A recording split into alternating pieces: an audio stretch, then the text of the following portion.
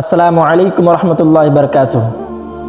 সম্মানীয় ইমানদার ভাই সকল, আসুন আজকে আমরা জানবো যে বিশ্বনবী সাল্লাল্লাহু আলাইহি ওয়াসাল্লাম কেমন শিক্ষাগুরু ছিলেন। বিশ্বনবী সাল্লাল্লাহু আলাইহি ওয়াসাল্লামের শিক্ষা কেমন ছিল, এই বিষয়ে আমরা একটা হাদিস লক্ষ্য করি, যেটা সুনানে ইবনে মাজার হাদিস।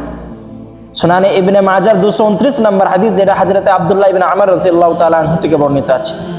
উনি বলেছেন যে রাসূলুল্লাহ সাল্লাল্লাহু আলাইহি ওয়াসাল্লাম বলেছেন, ইন্নামা বুইসতু মুআল্লিমান, নিশ্চয়ই আমাকে শিক্ষাগুরু হিসাবে আমাকে পাঠানো হয়েছে।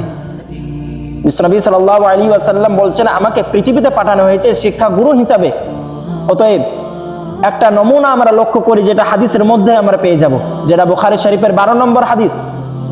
এই হাদিসে বিশ্বনবী সাল্লাল্লাহু আলাইহি ওয়াসাল্লামের কাছে কোনো এক ব্যক্তি কোনো এক সময় এসে বলল, ইয়া রাসূলুল্লাহ আইয়ুল ইসলামি খায়রুন, ইসলামের সর্বোচ্চ আমল কোনটি?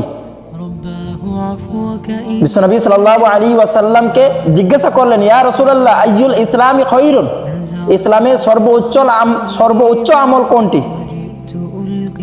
তখন বিশ্বনবী সাল্লাল্লাহু আলাইহি ওয়াসাল্লাম তার উত্তরে বলেছিলেন, তুতি'মুত তুআমা ওয়া তাকরাউস সালামা আলা মান আরাফতা ওয়া মান লাম তা'রিফ।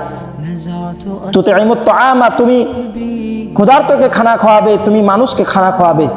ওয়া তাকরাউস সালামা আলা মান আরাফতা ওয়া মান লাম তা'রিফ, এবং তোমার পরিচিতি এবং অপরিচিতি সকলকে তুমি সালাম জানাবে। দেখুন বিশ্বনবী সাল্লাল্লাহু আলাইহি ওয়াসাল্লাম একটা ছোট্ট মতন একটা হাদিসের মধ্যে কি শান্তির বার্তা দিলেন। বিশ্বনবী সাল্লাল্লাহু আলাইহি ওয়াসাল্লাম এখানে ক্ষুধার্তকে খানা খাওয়াতে বললেন, এখানে কোনো ধর্ম জাতি পার্থক্য না করে বললেন, তুমি ক্ষুধার্তকে খানা খাওয়াবে, আর তোমার পরিচিতি অপরিচিতি তুমি সকলকে সালাম জানাবে। কি সুন্দর শান্তির বার্তা দিলেন বিশ্বনবী সাল্লাল্লাহু আলাইহি ওয়াসাল্লামের শিক্ষা এমন ছিল। আসসালামু আলাইকুম রহমতুল্লাহি ওয়া বারাকাতুহু।